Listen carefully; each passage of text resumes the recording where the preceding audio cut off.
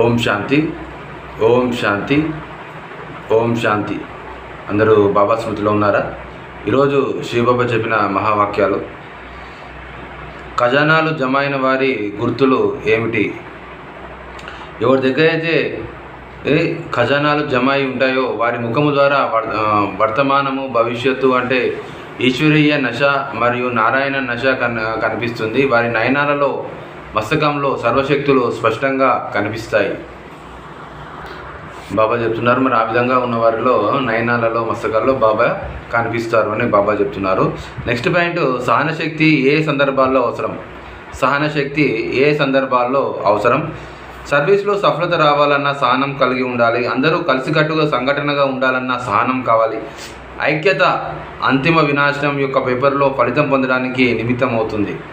సహనశక్తి ఏ సందర్భాల్లో అవసరం అంటే, సర్వీస్లో మనం చేసే సర్వీస్లో సఫలత రావాలన్నా కానీ సహనశక్తి అనేది చాలా అవసరము.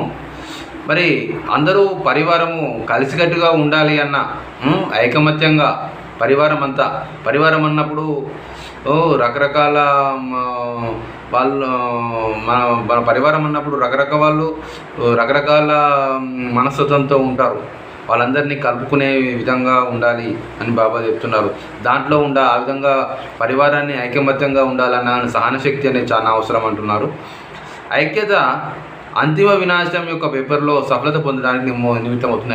ఐక్యత అంటే అందరం ఒక పరివారం, ఒకే విధంగా ఒక పరివారంలా ఉంటే, మనము అంతా ఒక పరివారంలాగా ఉన్నప్పుడు అది అంతిమంలో పేపర్లో ఫలితం పొందడానికి అది నిమిత్తం అవుతుంది అని బాబా చెప్తున్నారు. నెక్స్ట్ పాయింట్, సూక్ష్మవతనంలో అవ్యక్త బ్రహ్మ దగ్గర మన రికార్డ్ ఏ విధంగా ఉంటుంది? సూక్ష్మవతనంలో అవ్యక్త బ్రహ్మ దగ్గర మన రికార్డు ఏ విధంగా ఉంటుంది?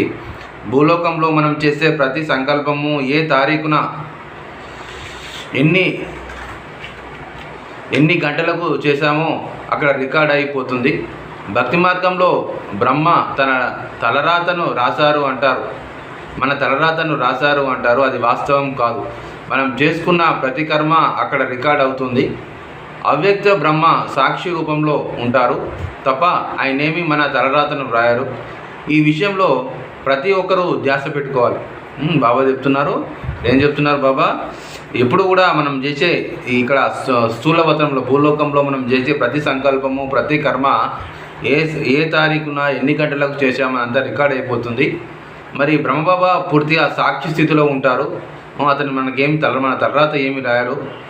మన సాక్షి స్థితిలో ఉంటారు బ్రహ్మబాబా. మరి భక్తి మార్గంలో అది చెప్పారు కానీ అది వాస్తవం కాదు. మనం చేసుకున్న ప్రతి కర్మ రికార్డ్ అవుతుంది. ఈ విషయంలో ప్రతి ఒక్కరూ ధ్యాస పెట్టుకోండి అని బాబా చెప్తున్నారు. వచ్చా ఓం శాంతి. మధురాతి మధురమైన ఆత్మిక తండ్రికి, ఆత్మిక పిల్లల యొక్క ప్రియ స్మృతులు మరియు నమస్తే. ఈరోజు